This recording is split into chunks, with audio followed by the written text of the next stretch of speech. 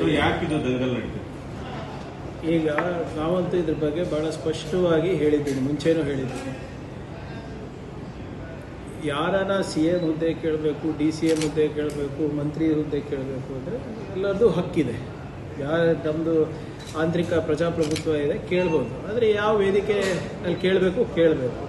ಮಾಧ್ಯಮದಲ್ಲಿ ಬಂದು ನಾನು ಅದಾಗಬೇಕು ಇದು ಆಗಬೇಕು ಅಂದರೆ ಮಾಧ್ಯಮದವ್ರು ಮಾಡ್ತಾರ? ನಮಗೆ CLP ಮಾಡ್ತದೆ.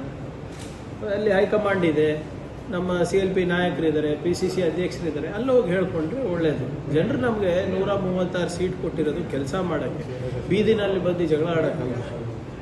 ನಾವೆಲ್ಲರೂ ಕೂಡ ಏನು ನಮ್ಮ ಜನರ ಆಶೀರ್ವಾದ ಇದೆ ಅದನ್ನು ನಾವು ಸದುಪಯೋಗ ಮಾಡಿಕೊಡ್ಬೇಕು ಹೊರತು ನಮ್ಮಲ್ಲಿ ನಮ್ಮ ಅಭಿಪ್ರಾಯಗಳನ್ನು ಪಬ್ಲಿಕಲ್ಲಿ ಹೇಳ್ಕೊಳೋದಲ್ಲ. ಆಮೇಲೆ ನಾವು ಏನಂತ ಸಂದೇಶ ಕಳಿಸ್ತಾ ಇದ್ದೀವಿ ನಮ್ಮ ಕಾರ್ಯಕರ್ತರಿಗೆ, ನಮ್ಮ ಜನರಿಗೆ? ಹಿಂಗೆ ಮಾಡ್ಕೋತಾ ಹೋದರೆ BJPನಲ್ಲಿ ಯಾರು ನಾಯಕರಿಲ್ಲ ಸದ್ಯಕ್ಕೆ. ರಾಜ್ಯ BJPನಲ್ಲಿ ಅಪಾರವಾದಂಥ ನಾಯಕತ್ವದ ಕೊರತೆ ಇದೆ.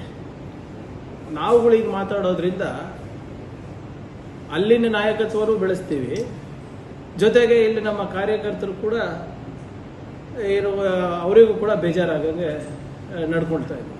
ದಯವಿಟ್ಟು ಯಾರು ಆಶೀರ್ವಾದದಿಂದ ಬಂದಿದ್ದೀವಿ ಅದನ್ನು ನೆನ್ಪಿಟ್ಕೊಂಡು ಕಾರ್ಯಕರ್ತರಿರ್ಬೋದು, ನಮ್ಮ ನಾಯಕರಿರ್ಬೋದು, ಅವರಿಗೆ ನಾವು ಗೌರವ ಕೊಟ್ಟು ನಾವು ಯಾವ ಮಾತು ಎಲ್ಲ ಆಡಬೇಕು ಅಂತ ಗೊತ್ತಾದರೆ ಅವ್ರಿಗೆ ಗೌರವ ಕೊಟ್ಟಂಗೆ ಆಗ್ತದೆ.